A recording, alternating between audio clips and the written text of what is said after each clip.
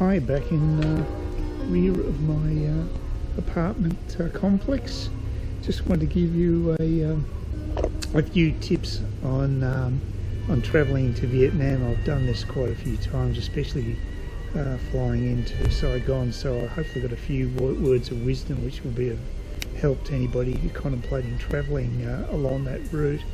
Heading there in about 4 weeks, but I've had to do some preparation prior to that. I've actually, being an Australian, we still have to actually arrange a visa ahead of time. There's two ways of doing it. One is you can actually send your your passport into immigration in Canberra. I think you can also send it to Sydney at the consulate there, and they'll stamp it and send it back to you, but it means you have to basically send your passport through the post, which I'm not thrilled about. It's also not a cheap process. I think it costs around $100 or so. So that's not my preferred way of doing things. I'd actually prefer to get a visa on arrival, which I've done before, and it seems to work okay. It does have its downsides, but the upside with that is you don't have to surrender your passport, and secondly, it's quite a bit cheaper.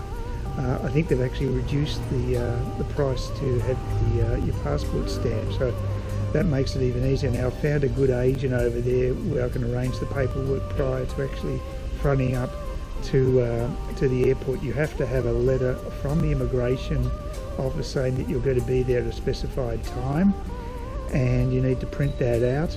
And you also need to fill out a form to apply for your passport, which they will do on the spot once you front up to the airport.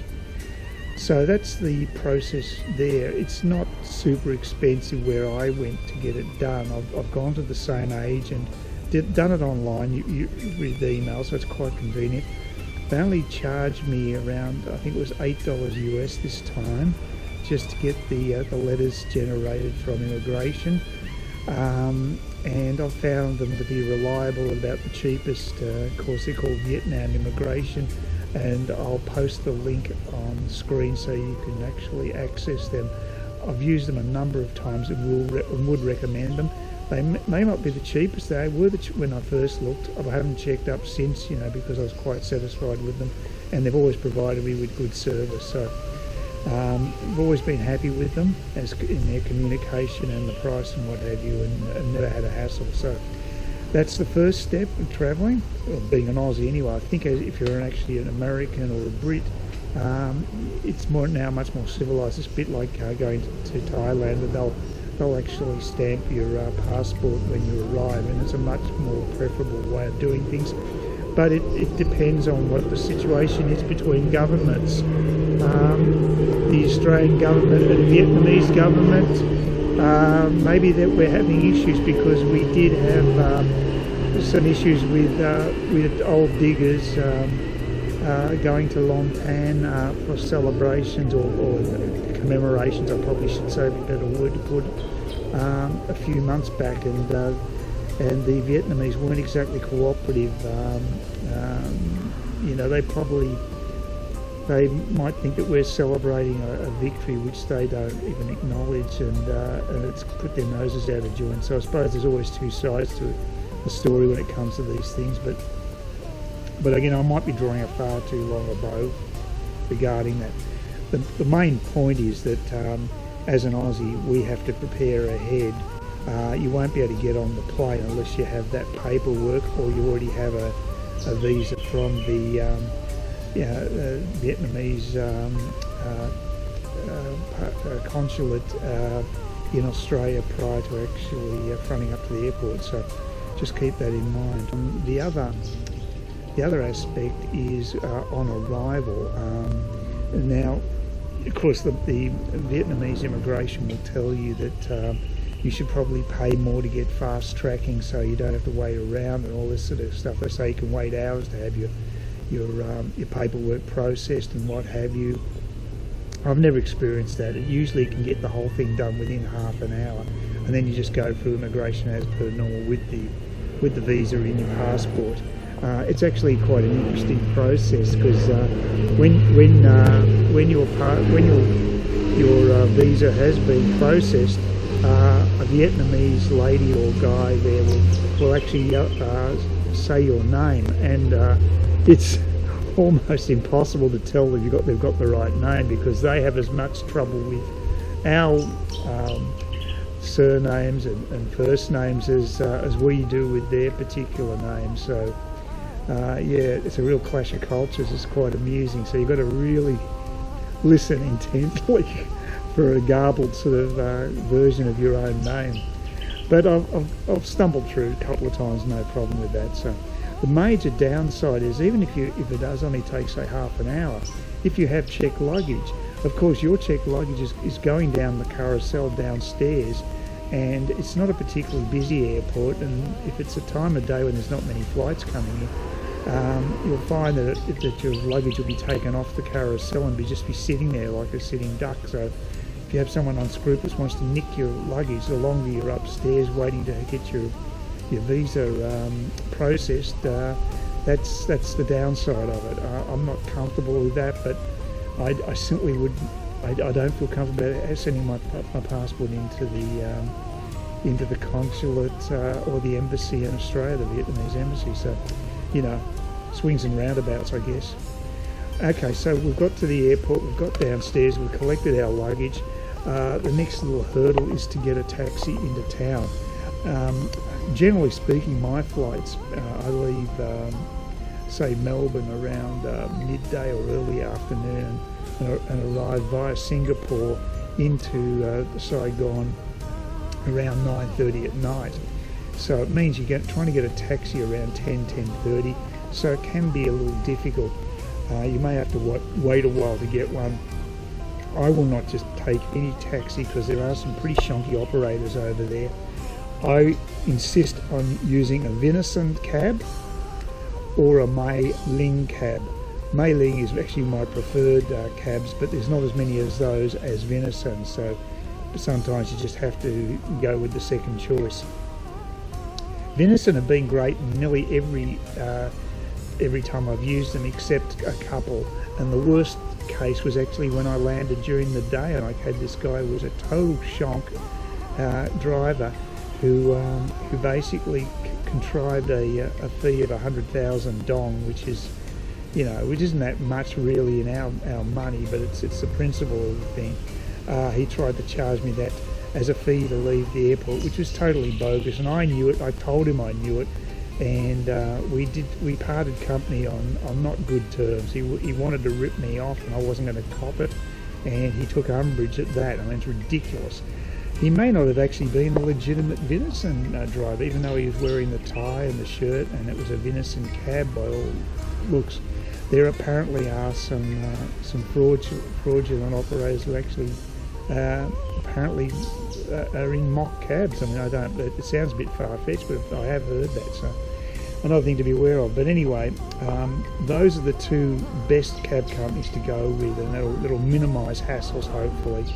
And just make sure you've got your printout of where you need to go, because you'll get some assistance at the airport. There'll be someone there who will look at where you've got to go and tell the cab driver, and they'll give you a little tag to at least give you some sort of a trail of what's going on. I should have followed up with that shonky cab driver. I'm short-sighted, and they do have the number prominently listed in the front of the cab for the cab driver, because I should have complained.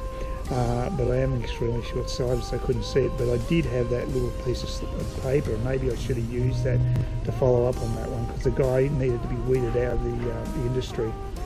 But anyway, that's another issue. So you're waiting for your cab. You may have to wait a while, but if you've got the printout of where you're staying, and you pass that on to the official that's rounding up the cabs, you should be fine. It shouldn't take too long to get to the centre of the city. I'm going to be staying in the business centre area, which is near the Bittetsko Tower, which is a very tall tower in the centre of the city. It's quite a big landmark with a helipad about 2/3 up its height. It's quite a nice design, actually, and I've actually taken some photos from it up in the observation area. It's a good part of town in that it's got my favourite bars about a block away. There's currency exchange places. It's not as well serviced for food outlets that I want to go to, which is the more authentic ones than other areas, because it is really very touristy, that part of town. So I'm going to stay there 3 nights in a hotel, which I'll review. I picked this hotel, which has been recommended by expats there, and it does provide a pretty good price. It's called Saigon Pink 3. They love using the same name for multiple hotels over in Vietnam. It's a funny quirk they have. You'll see quite a few hotels that there's a lot of Liberty hotels, for instance. I tried to find a friend who had a job at the Liberty Hotel, and there's about half a dozen Liberty hotels, so I wasn't sure which one she worked at. So can make it pretty difficult, but that's fairly typical. I guess they figure they're on a winner, they might as well keep duplicating the idea, and that's probably the thought behind it. But so I've got the Saigon Pink 3, which is in a really good location. And there's a few bars just across the road there, and there's a currency exchange diagonally opposite, and my favourite bars, which is number 5 bar and the Vinyl bar, are about a block away, so very convenient, and it won't be a problem for me getting a feed after my flight, because I'll probably be there at about 10:30, 11, and I'll still be able to find somewhere to eat. So that's not bad in Vietnam. It's not like Thailand where the night they kick on as late as the Thais. You know, you can always get food late at night in Thailand. It's not an issue. In Vietnam, a little more conservative. It is a socialist government, and maybe the people are a little more conservative, and it doesn't quite have the same party atmosphere of Thailand, not in the street anyway, but there's plenty of action behind closed doors, I assure you. Saigon is a thumping city. It's a bit of a, I think, one of the best kept secrets in Asia, to be honest with you. I love the place. But anyway, so I'm going to be fronting up there at that hour. As I say, there is a currency exchange there, so you might even be able to do that at that hour. I think they stay up fairly late. It's not my preferred place to get currency exchange, because I've found a place which is a gold exchange place just in Ben Thung Market, which provides the most incredible exchange rates for Australian currency I've ever come across. It's way above what you'll see on the online exchanges, and that's phenomenal. I have heard that it may be an illegal operation, so I guess worst case scenario is if you had an official turn up there, they might confiscate your money. I've never had an issue with it though. I've used them recently and never had any issues. You've just got to be careful in that part of town, because there would be a lot of pickpockets there, so just be on your guard and be sensible when you go to the counter and exchange money.